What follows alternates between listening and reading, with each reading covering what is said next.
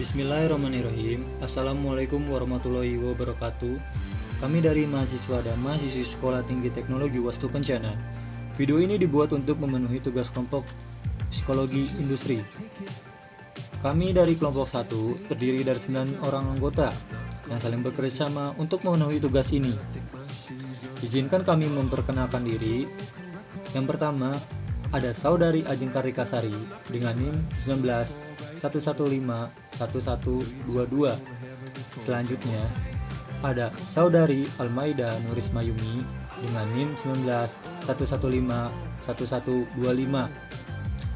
Selanjutnya, ada Saudara Dian Ramadan dengan NIM 1911511141. Selanjutnya, ada Saudara Fajar Barawas dengan NIM 1911511146. Selanjutnya, ada Saudara Muhammad Refiki Fajri dengan NIM 1911511178. Selanjutnya, ada Saudari Nurlaila Manjil Hidayah dengan NIM 1911811188. Selanjutnya, ada Saudari Nurul Husnul Khotimah dengan NIM 1911511189. Selanjutnya, ada Saudara Ramdan dengan NIM 1911511192. Dan terakhir, ada Saudara Robi Sebastian dengan NIM 1911511205. Kami dari kelompok 1 akan membahas tentang pengaruh kuliah online terhadap tingkat stres mahasiswa dalam pembelajaran. Sebelum masuk ke materi, alangkah baiknya kita mendengarkan penjelasan dari Saudari Nurul Hidayah. Terima kasih. Perkenalkan, nama saya Nurul Husnul Khotimah, NIM saya 1911511189. Di sini saya akan menjelaskan latar belakang kami mengangkat materi mengenai stres. Pada awal 2020, dunia dikejutkan dengan mewabahnya virus baru yang bermula dari Wuhan. Wabah ini diberi nama coronavirus dan terdeteksi berada di Indonesia pada bulan Maret 2020. Akibat wabah ini, pemerintah memutuskan untuk menutup sekolah, semua fasilitas umum, dan mengajak untuk tetap berada di rumah dan melakukan pembelajaran secara online selama 2 minggu. Tapi nyatanya, hingga saat ini, Juni 2021, belum kunjung dibuka pula sekolah-sekolah. Surat edaran Kemendikbud menyatakan agar seluruh kegiatan belajar mengajar baik di sekolah maupun kampus perguruan tinggi menggunakan metode daring atau online sebagai upaya pencegahan terhadap perkembangan dan penyebaran coronavirus. Pembelajaran online merupakan pembelajaran yang menggunakan jaringan internet dengan aksesibilitas, konektivitas, fleksibilitas, dan kemampuan untuk memunculkan berbagai jenis interaksi pembelajaran. Dari pembelajaran online ini, banyak mempengaruhi kesehatan mental mahasiswa. Salah satunya mengakibatkan stres. Selain itu pula, dapat meningkatkan kecemasan dan gejala depresi yang akan dialami mahasiswa. Dengan latar belakang ini, kami membuat makalah dengan judul Pengaruh Kuliah Online Terhadap Tingkat Stres Mahasiswa Dalam Pembelajaran. Assalamualaikum warahmatullahi wabarakatuh. Saya Fajar Barawas di sini akan menjelaskan tentang pengertian stres. Pengertian stres, Locker Gibson 2004 mendefinisikan stres sebagai sebuah keadaan yang dialami individu ketika terjadi sebuah ketidaksesuaian antara tuntutan yang dialami individu ketika terjadi sebuah ketidaksesuaian antara terutama tuntutan-tuntutan yang diterima dan kemauan untuk mengatasinya. Menurut Karl Ward dalam Iswati dan Rahayu Siti 1999, stres adalah psikologi yang terjadi jika seseorang merasakan ketidakkeseimbangan antara tuntunan yang dihadapi dan kemampuan untuk menghadapinya. Stres dibagi menjadi 3. Yang pertama, stres sebagai stimulasi.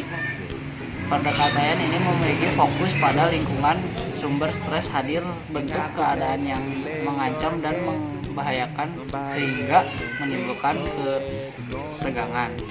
Yang kedua, stres sebagai respon fokus dari pendekatan adalah reaksi seorang terhadap stresor. Yang ketiga, stres sebagai proses. Proses yang dimaksud meliputi stresor, strain, ditambah dimensi yang penting, yaitu hubungan antara individu dengan lingkungan, termasuk proses ini adalah interaksi penyesuaian diri berlangsung secara berkesinambungan, dinamakan reaksi antara individu lingkungan, antara pengetahuan individu oleh yang lain.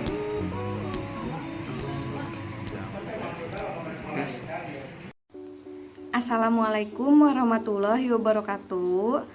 Perkenalkan, nama saya Ajeng Kartikasari. Di sini saya akan menjelaskan tentang konseptualisasi mengenai stres. Konseptualisasi mengenai stres terbagi menjadi 3. Yang pertama ada stres sebagai stimulus, yang kedua ada stres sebagai respon, yang ketiga ada stres sebagai proses. Yang pertama ada stres sebagai stimulus. Pendekatan ini memiliki fokus pada lingkungan. Sumber stres hadir dalam bentuk keadaan yang sangat mengancam dan membahayakan sehingga menimbulkan ketegangan. Sumber stres ini disebut dengan stresor. Kedua ada stres sebagai respon. Fokus dari pendekatan ini adalah reaksi seseorang terhadap stresor. Reaksi ini muncul dalam 2 bentuk, yaitu bentuk psikologis dan bentuk fisiologis. Bentuk psikologis meliputi tingkah laku, pola pikir, dan emosi. Sedangkan bentuk fisiologis mencakup gerakan tubuh yang sangat meningkat.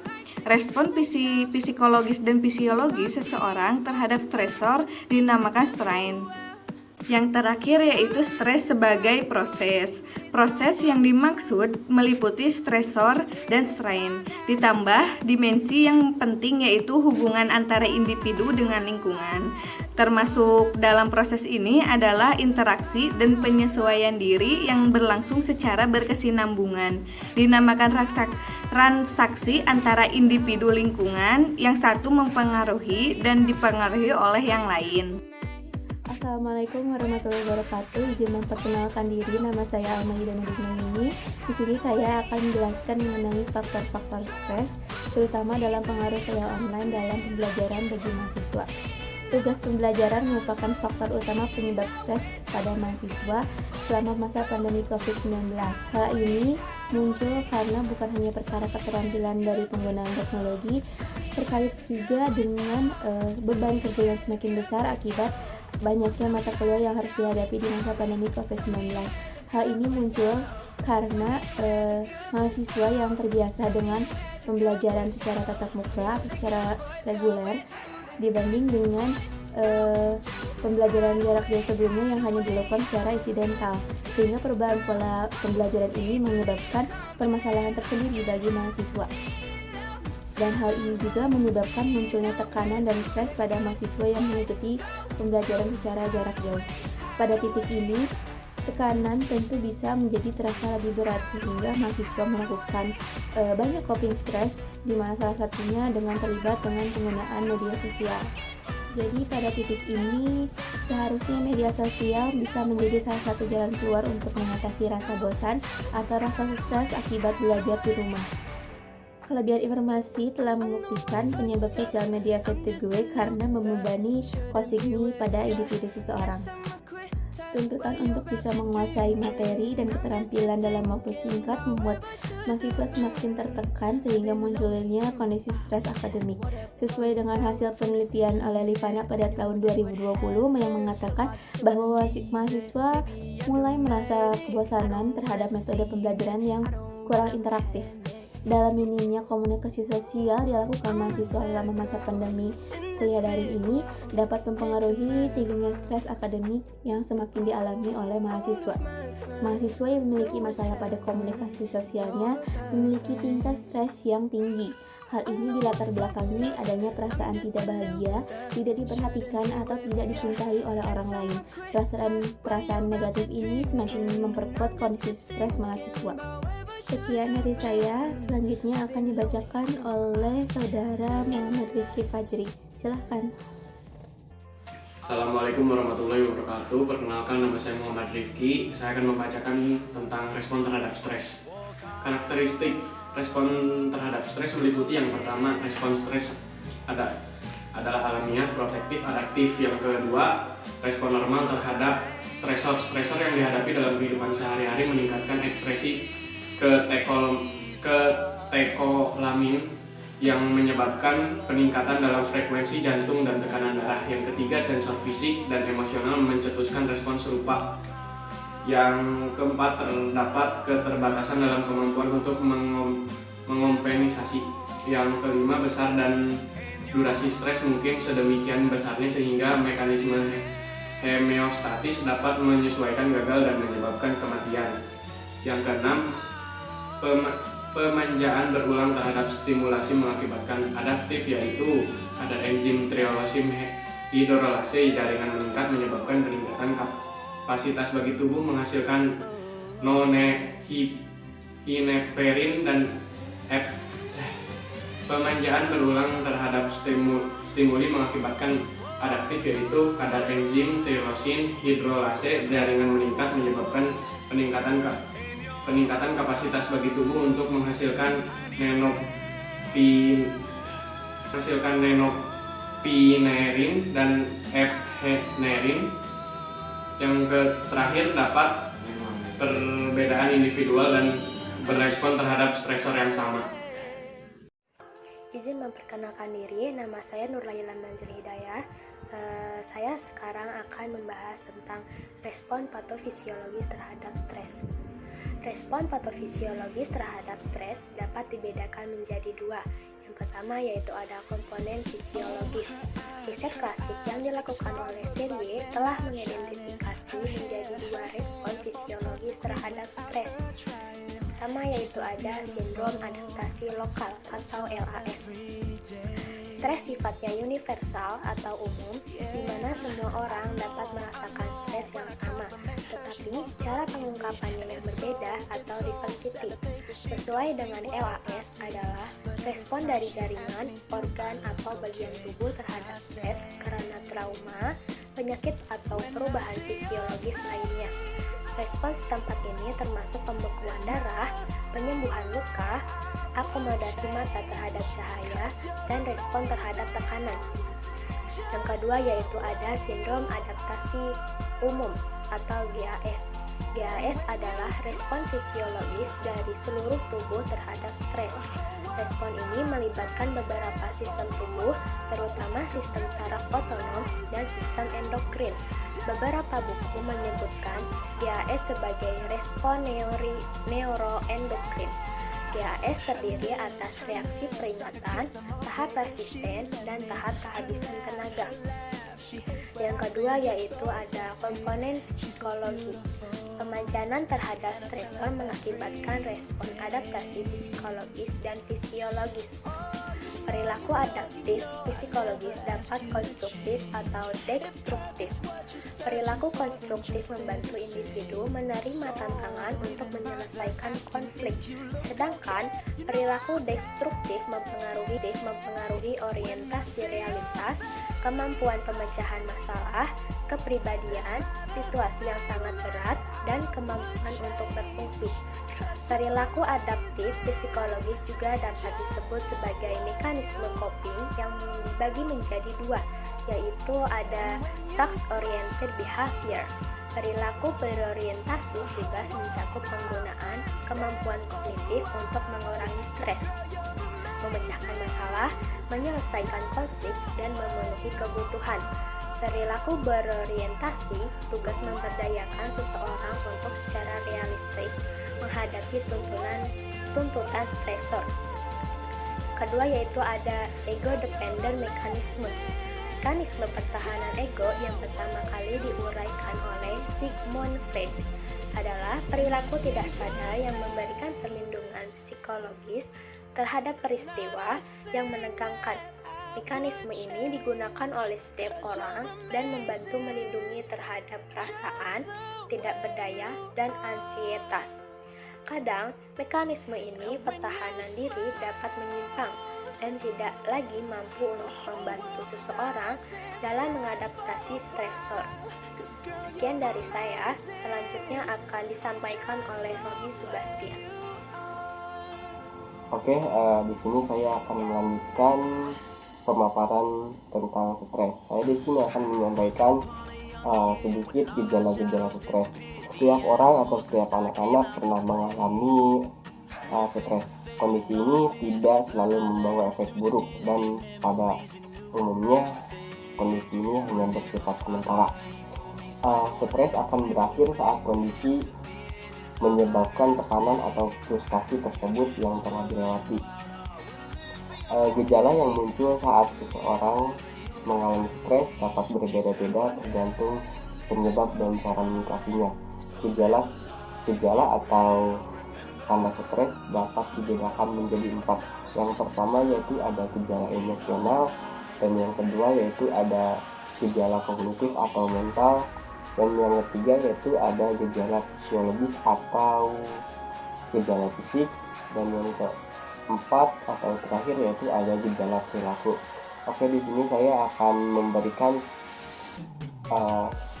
contoh dari gejala-gejala emosional sampai dengan gejala perilaku. Oke, di sini saya akan memberikan salah satu contoh dari gejala emosional. Secara emosional, individu yang mengalami stres akan merasa takut dan khawatir, mudah marah, kehilangan rasa takut, dan kehilangan rasa ketertarikan terhadap hal-hal yang ada di sekitarnya. Dan yang kedua yaitu ada gejala kognitif atau mental. Pada gejala ini dapat berupa ketidakmampuan dalam berpikir, daya konsentrasi berkurang, sering melamun, mudah lupa, pikiran kacau, produktivitas atau prestasi belajar menurun.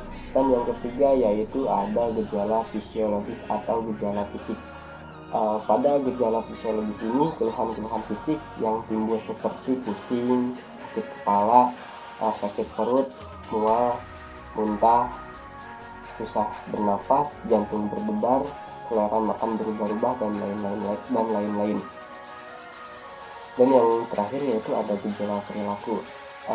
Pada gejala perilaku ini menarik diri dari pergaulan, berdiam diri, merusak dan mengganggu, membolos sekolah, berbohong, menarik-narik rambut, menggigit kuku dan mengigau, dan lain-lain.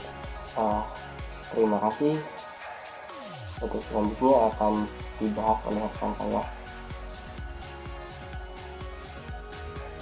Assalamualaikum warahmatullahi wabarakatuh.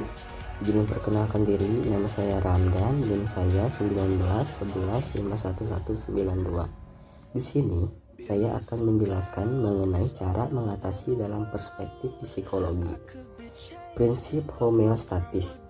Prinsip homeostatis berlaku organisme lapar, haus, lelah, dan lain-lain merupakan contoh keadaan tidak seimbang.